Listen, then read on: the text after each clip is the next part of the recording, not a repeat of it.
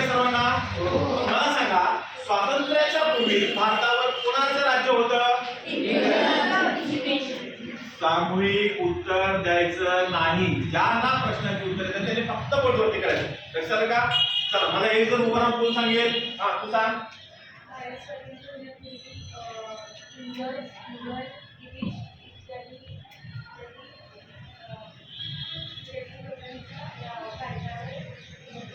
राज्य. पण 15 ऑगस्ट 1947 ला भारत स्वतंत्र झाला हे बरोबर आहे, पण असा काही भूभाग होता की ज्या भूभाग आणखी स्वतंत्र झाला नव्हता.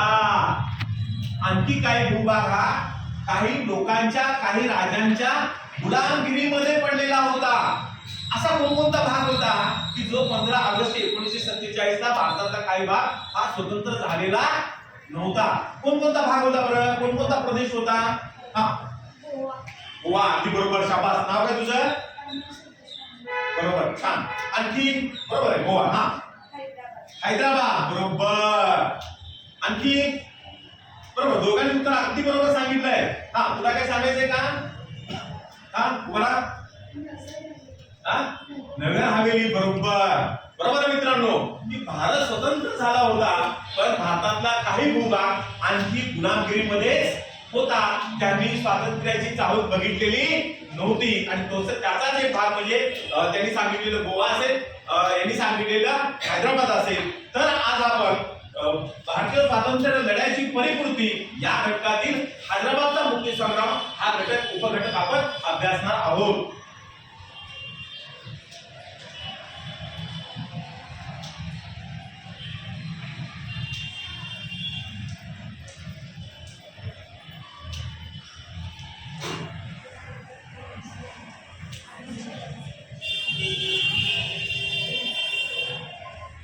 कोण बोलते रे?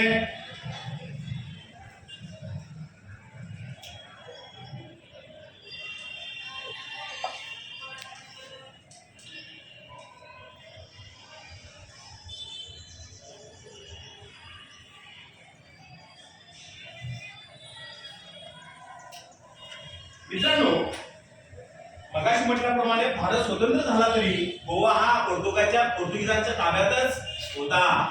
त्याचबरोबर हैदराबाद हा सुद्धा कोणाच्या ताब्यात होता? कोण राज्य करत होता हैदराबादवरती?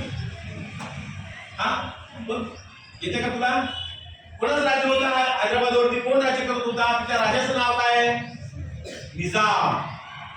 हैदराबादचा उस्मान अली निजाम हा राज्य करत होता.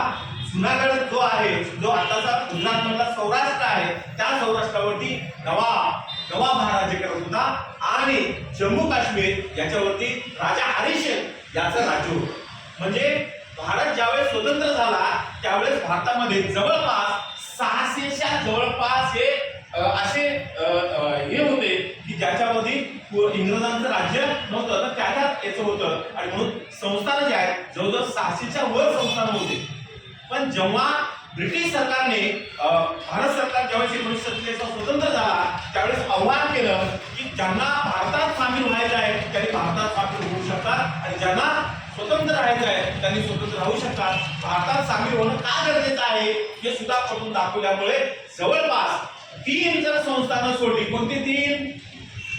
हैदराबाद, जुनागड आणि जम्मू काश्मीर हे 3 जर संस्थानं सोडली तर बाकी सगळे संस्थानं भारतामध्ये सामील झालेली होती. पण ह्या तिघांनी मात्र सामील झालेले नव्हते. बघा, इथं काही विद्यार्थ्यांना हे त्याच्यामध्ये दिसेल.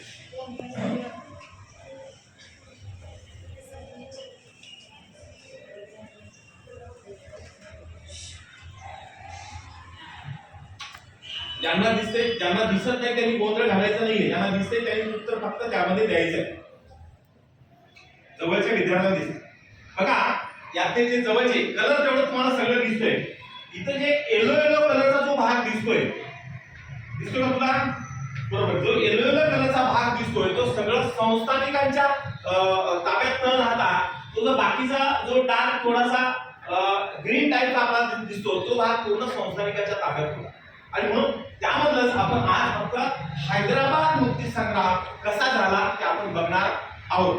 बरोबर, लक्षात येतं का मी काय म्हणतो ते?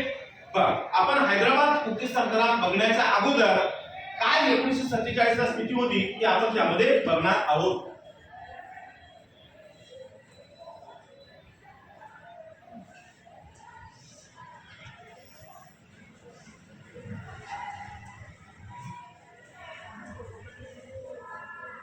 कोण बोलतोय बघा. त्यामध्ये मी किती संस्थानं सांगितली आहेत? बरोबर, जवळजवळ भारतात त्यावेळेस किती होती? 600 संस्थाने होती.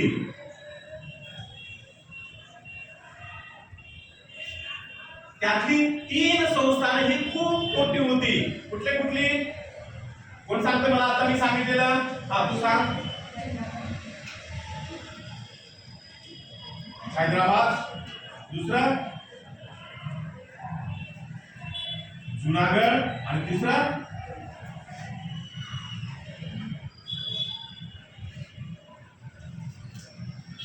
मित्रांनो, परिस्थिती अशी होती की हैदराबाद या राज्यामध्ये सर्वाधिक जी लोकसंख्या होती ती हिंदू लोकसंख्या होती आणि तिथला राजा हा मुस्लिम होता. मुद्दा नीट लक्षात घ्या. सर्वाधिक लोकसंख्या कुठली होती? हिंदू होती, पण राजा मात्र मुस्लिम होता.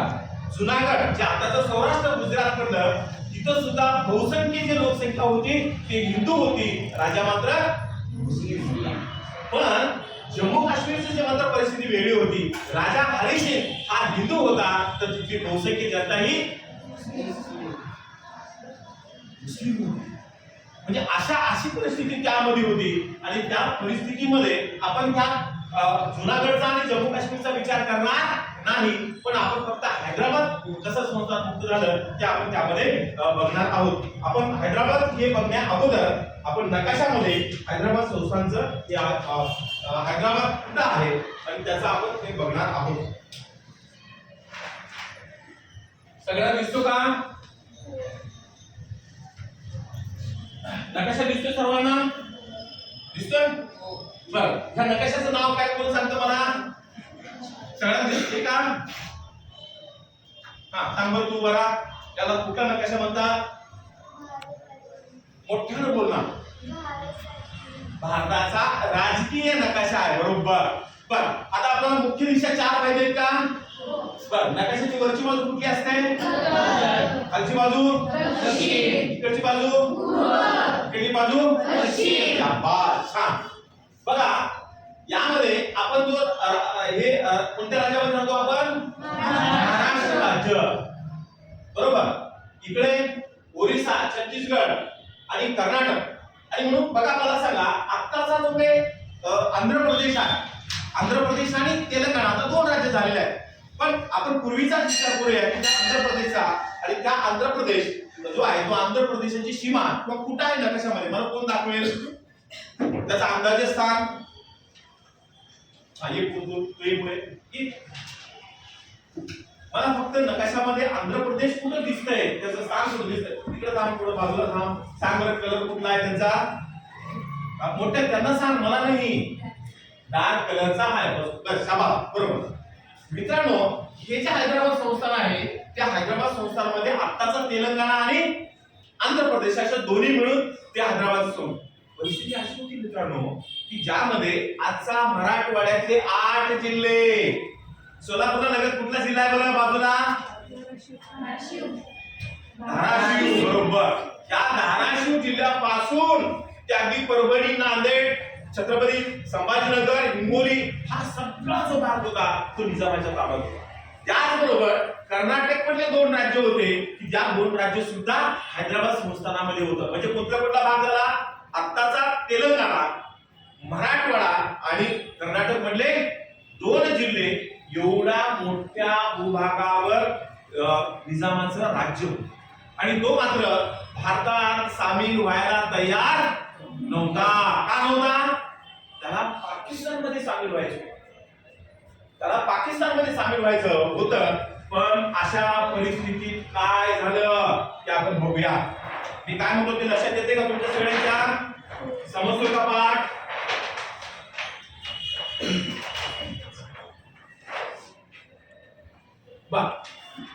मी एक चित्र मी तुम्हाला इथे या ठिकाणी दाखवतोय.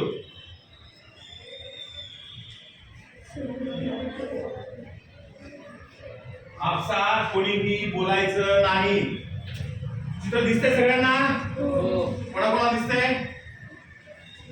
हा, तू बरा. हे चित्र कुठल्या भारतीय नेत्याचं आहे? सरदार वल्लभभाई पटेल. बरोबर, शाबास, बस खाली. सरदार वल्लभभाई पटेल यांना आणखी एका दुसऱ्या नावानं ओळखलं जातं. हा, सांग. लोहपुरुष. बरोबर, शाबास. तुझं नाव काय बरं? याच्यासाठी एकदा टाळ्या होऊन जाऊ दे आपल्या. आता त्यांना लोहपुरुष का म्हटलं जातं ते सांगता येईल कुणाला?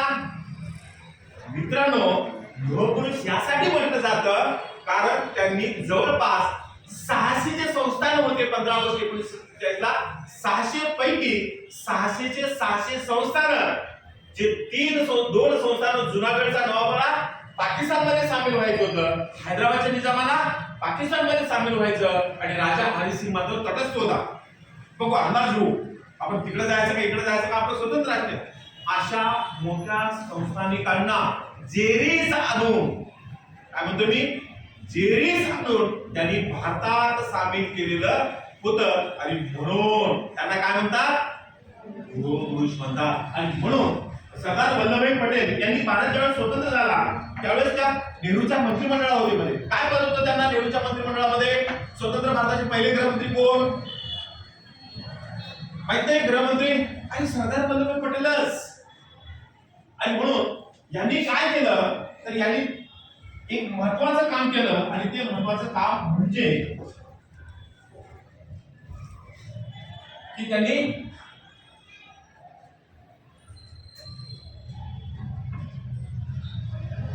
सामीलनामा तयार केला. सामीलनामा म्हणजे काय? जे संस्थान आहेत, ज्या संस्थांना भारतामध्ये सामील व्हायचं आहे त्यांनी भारतात सामील व्हावं. काय म्हणतो मी, लक्षात घ्या, मी याचा प्रश्न विचारणार. ज्या संस्थानिकांना भारतात सामील व्हायचं आहे, काही अडचण होऊ द्या, त्यांनी भारतात सामील व्हावं. जे काही सहकार्य करायचं आम्ही ते सहकार्य करूया, अशा प्रकारची अट सगळ्या संस्थानिकांना ठेवलेली होती. पण ही अट मात्र काही 3 जर संस्थान सोडले तर बाकीच्यांनी सहज एक सामीलनामा जो काय होता, एक ड्राफ्ट त्यांनी तयार केलेला होता की भारतात जर सामील झालं तर तुम्हाला काय काय फॅसिलिटी मिळतील, काय काय हे होईल, अशा प्रकारचे त्याचे फायदे काय आहेत, अशा प्रकारचा एक सामीलनामा त्यांनी तयार केला. आणि त्या सामीलनामा बघून 3 जर सोडले तर सगळे सामील झालेले होते. पण ह्या तिघांनी मात्र लवकर सामील झालेले नाही. आणि मग अशा वेळेस त्यांनी यावेळेस त्यांची भूमिका खूप महत्वाची. पहिल्या याच्यामध्ये हा भाग आहे की जे हैदराबाद होतं त्या हैदराबाद मध्ये अत्यंतिक चळवळ अगोदरच चालू होती. आता मला सांगा बरं, असहकार चळवळ कोणी सुरू केली भारतामध्ये? आपलं काय ठरलंय? सामूहिक उत्तर द्यायचं नाही. महात्मा गांधीजींनी बरोबर 1920 ला असहकार चळवळ सुरू झाली. त्या असहकार चळवळीमुळे संपूर्ण भारतामध्ये, म्हणजे संस्थानिक असू दे किंवा ब्रिटिश भारतामध्ये असू दे, सगळ्यामध्ये जनजागृती निर्माण झालेली होती. आणि त्याच दरम्यान हैदराबाद जे संस्थान आहे त्या संस्थानामध्ये सुद्धा जनजागृती झालेली होती. आणि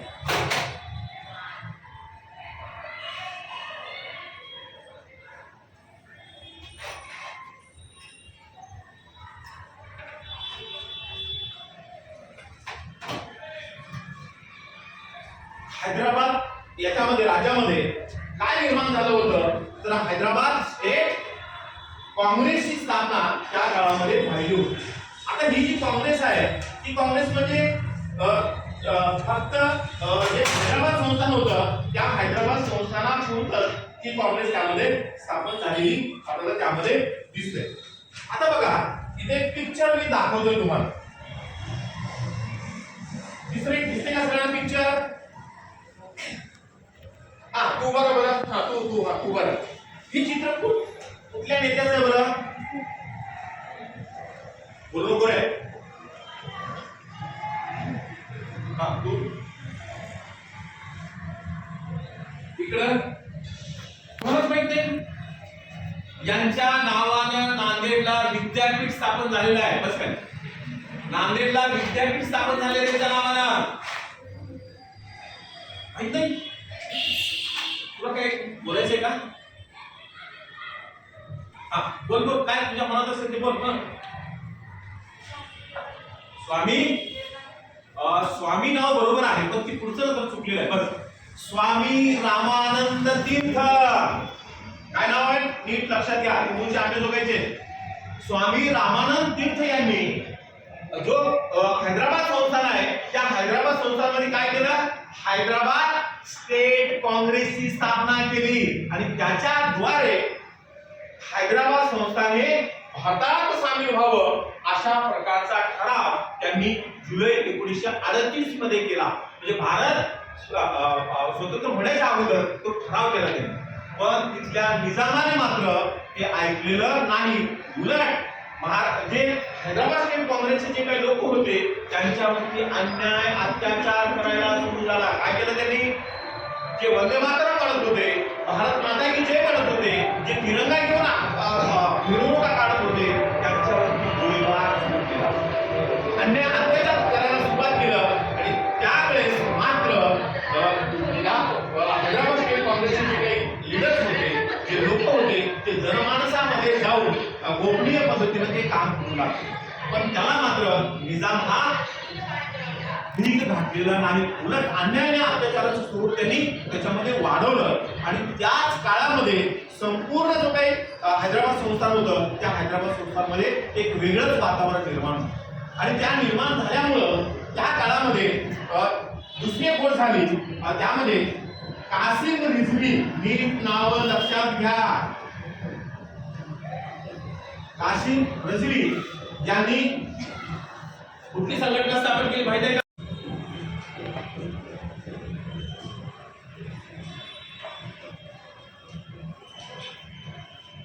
आपण ते व्हिडिओ बघणार आहोत. हा कासिम रिझवीने काय केलं की रजाकार नावाची संघटना स्थापन केली आणि त्या रजाकार नावाच्या संघटनेच्या मार्फत हिंदूवरती अन्याय अत्याचार, मुस्लिमांवरती अन्याय अत्याचार, जे जे भारतामध्ये सामील व्हावा असं म्हणत होते त्या सगळ्यावरतीच अन्याय अत्याचार सुरू केले. मग ते महिलावरती असतील, छोट्या मुलावरती असेल, मुलीवरती असेल, सगळ्यावरती अन्याय अत्याचार सुरू केले. आणि म्हणून या रजाकार नावाच्या संघटनेचा जी स्थापना आहे ती कासिम रिझवीने त्यांनी अनेकवी अत्याचार ज्याला आपण म्हणूया ते अत्याचार सुरू केले.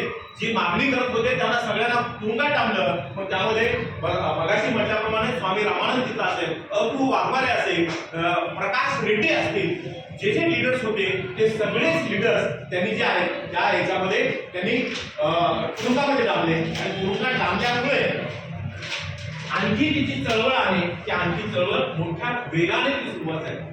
आणि मग वेगाने सुरू झाल्यामुळं काय झालं की अन्याय अत्याचार केल्यामुळं त्यामध्ये म्हणजे स्वामी रामानंद तीर्थ असतील किंवा बाकीच्या लोकांनी भारत सरकारकडे मागणी केली की आम्हाला मदत करा. म्हणजे सरदार वल्लभभाई पटेल असेल, पंडित नेहरू असतील, त्या काळाचे तत्कालीन काँग्रेसचे जे लीडर्स होते किंवा नेते होते त्या सगळ्याकडे मागणी केली की आम्हाला भारतामध्ये सामील व्हायचं आहे. आणि म्हणून आम्हाला भारतामध्ये त्यांनी अपेक्षा व्यक्त केली. आणि त्यावेळेस जे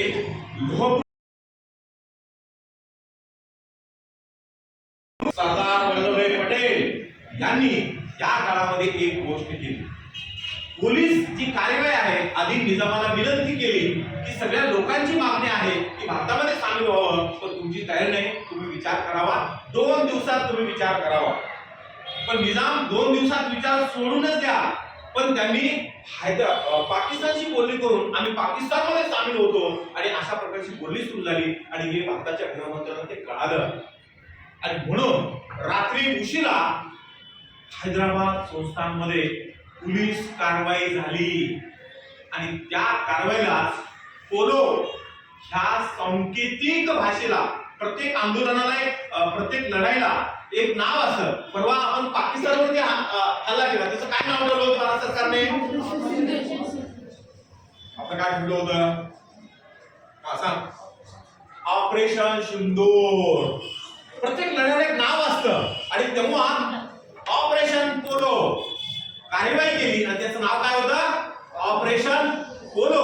आणि 13 सप्टेंबरला भारताचे जे सैन्य होतं, जे पोलीस होते, आणि त्यावेळेस अवघ्या म्हणजे 13 सप्टेंबरला काय झालं? पोलीस कारवाई झाली आणि 17 सप्टेंबरला हैदराबाद हे भारतामध्ये सामील झाला. अवघ्या 3 दिवस निजाम टिकू शकला. 3 दिवसच भारतीय सैन्याचा तो प्रतिकार करू शकला आणि तिसऱ्या दिवशी त्यांनी सगळ्यांनी अतिशय त्यांचं शस्त्र खाली टाकलं आणि आम्ही भारतामध्ये सामील होतो. आणि म्हणून मित्रांनो, अखंड भारत ज्याला आपण म्हणूया, जो अखंड भारत आपण ज्याला म्हणतो, की अगदी जम्मू काश्मीर पासून ते अगदी कन्याकुमारी पर्यंत, अगदी मुंबई पासून तर इकडे त्याच्या महात्मा गांधीजीचा असेल, लोकमान्य टिळकांचा असेल, टिळकांचं स्वप्न पूर्ण झालं. आणि म्हणून अशा रीतीनं आपल्या शेजारचा जो असेल किंवा तेलंगणा जो भाग असेल, तो तेलंगणा कशा सामील झाला? भारतात सामील झाला. कुठलं ऑपरेशन होतं ते? हा,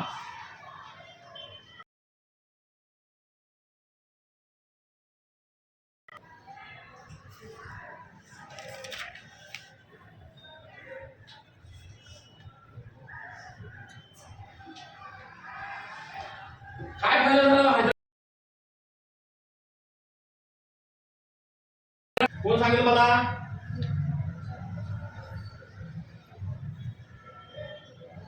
चला आपण एक व्हिडिओ बघूया. व्हिडिओ बघायला आवडेल का तुम्हाला? फक्त ऐकायचं आहे.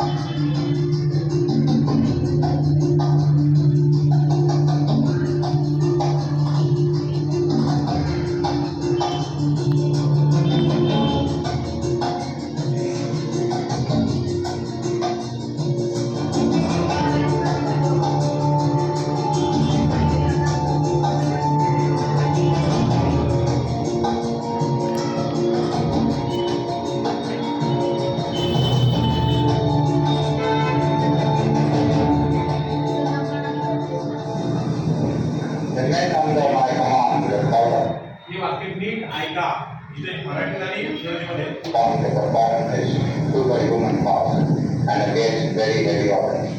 There was no alternative for me left but to surrender.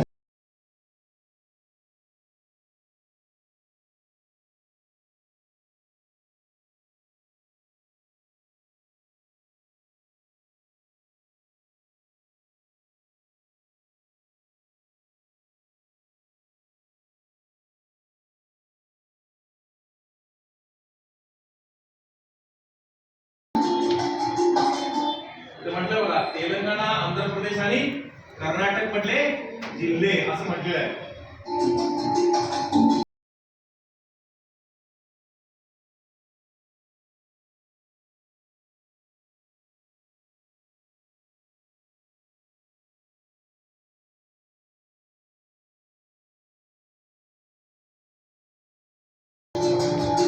नाव आहे बाबासाहेब परांजपे, साहेबराव बारटकर, अनंत भालेराव अशा अनेक महत्वाचे लेखक लोकांची त्यांनी जी भूमिका केली त्यांचं नाव आहे.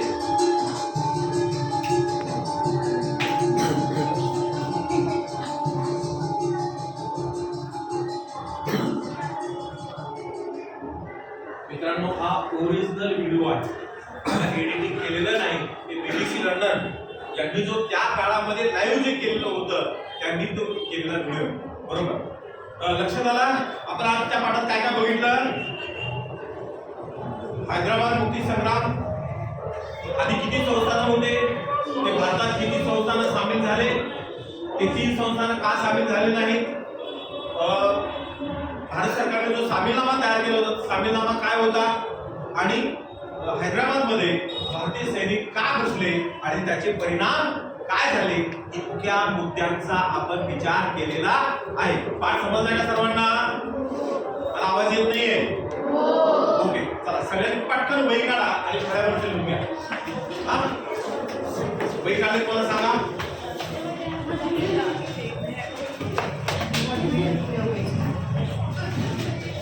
जान्हवी लवकर लिही, त्यांना मी एक गंमत भेट देणार आहे.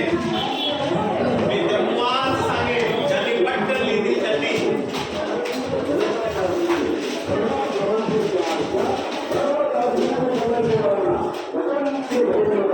झालं का लिहून?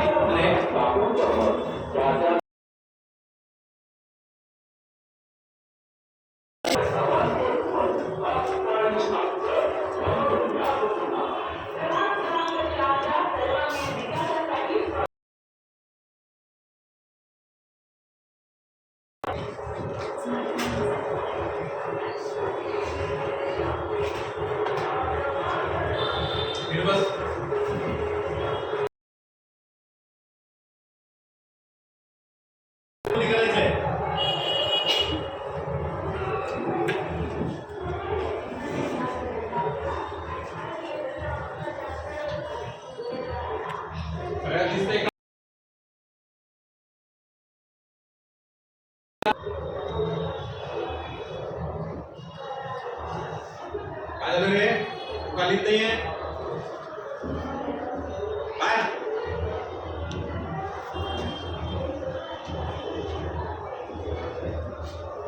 बरोबर आहे.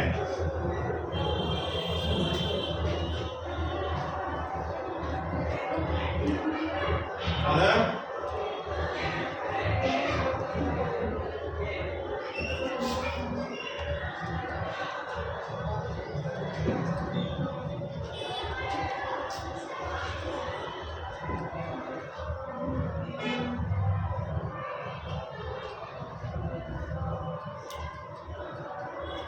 झालंय? पटकन उभे राहा.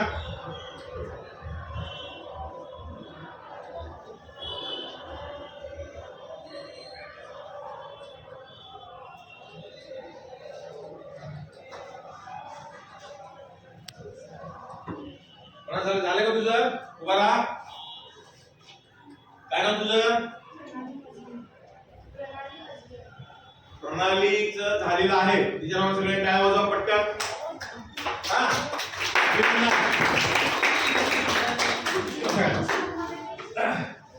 चला तुम्ही तिच्याकडून लिहून घ्या. नंतर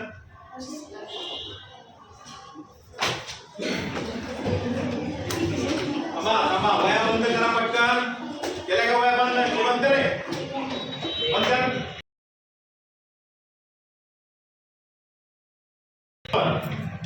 स्वातंत्र्याची परिपूर्ती या घटकातील हैदराबाद मुक्ती संग्रामाचा तो अभ्यास आपण केलेला आहे. सगळ्यांनी वया बंद करायचा आहे आणि मी जे काही इकडं विचारतो त्या प्रश्नाचे उत्तर तुम्ही देणार आहात.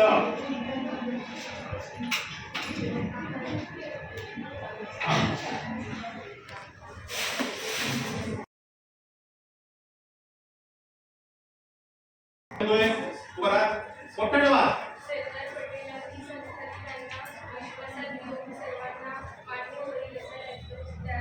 तयार केला होता. या प्रश्नाचं उत्तर काय काय तयार केलं होतं? हा, सांग पटकन. सामीलनामा. बरोबर. दुसरं वाच बरं तू. हा, तू वाच. हा, दुसरं. हा, काय होतं? नाव कोण सांगतंय? हा, तू सांग. Operation polo. बरोबर, शाबास, बस खाली. दुसरा प्रश्न वाच बरं. हा, हे पुढील विधाने सरकारन स्पष्ट करा.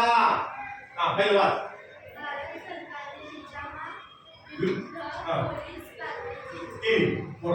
का केली बरं पोलीस कारवाई?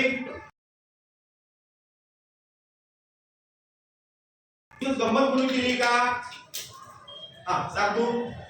हा कारण की निजाम हा बरोबर बोलते. हा निजाम जे हिंदू लोक होते त्यांच्यावर अत्याचार करतात त्यांना भारतात चांगले होते पण निजामाचे मत पाकिस्तानमध्ये सामील व्हायचे होते आणि इथल्या लोकांना भारतात सामील व्हायचे होते त्यामुळे निजामावर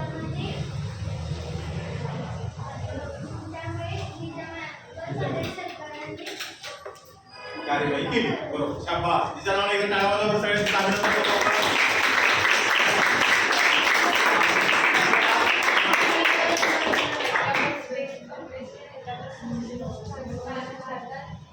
विलिनीकरणाचा ठराव केला. काय विलिनीकरणाचा ठराव केला पण हैदराबाद स्टेट काँग्रेसने? का केला असेल? हैदराबाद स्टेट काँग्रेस स्थापना झाली असं आपण म्हटलं होतं. त्यांनी एक ठराव केलेला होता 1938 मध्ये. काय ठराव केला होता की हैदराबाद संस्थाने भारतात सामील व्हायचं. का काय सांगता येईल? हा बोल, उभा राहा तू. हा तूच मागे बोलू नको. उभा तर राहा. बर, आणखी कोणाला सांगता येईल? कोणाला सांगता येणार नाही? तू रे, उभा राहा तू. हा काय ठराव केला होता भारतात सामील व्हायचं? सहकारण स्पष्ट करा असं म्हटलंय प्रश्न. हा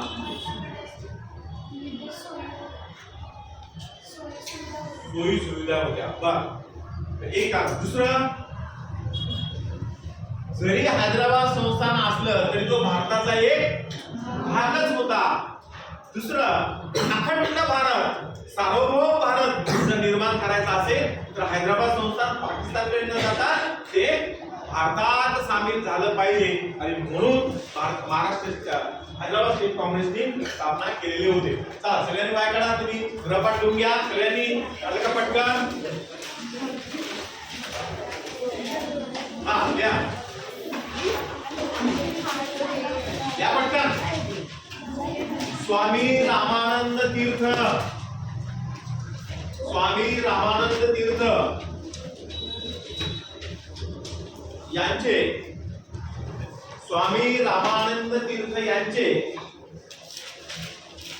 मराठवाडा मुक्ती संग्रामातील, मराठवाडा मुक्ती संग्रामातील कार्य स्पष्ट करा. मराठवाडा मुक्ती संग्रामातील कार्य स्पष्ट करा. ठीक आहे का तू? बरोबर पटकन. स्वामी रामानंद तीर्थ यांचे मराठवाडा मुक्ती संग्रामातील कार्य स्पष्ट करा. बरोबर, शाबास. उद्या येताना सगळ्यांनी लिहून आणायचं आहे. पाठ समजला का सर्वांना? Okay, thank you.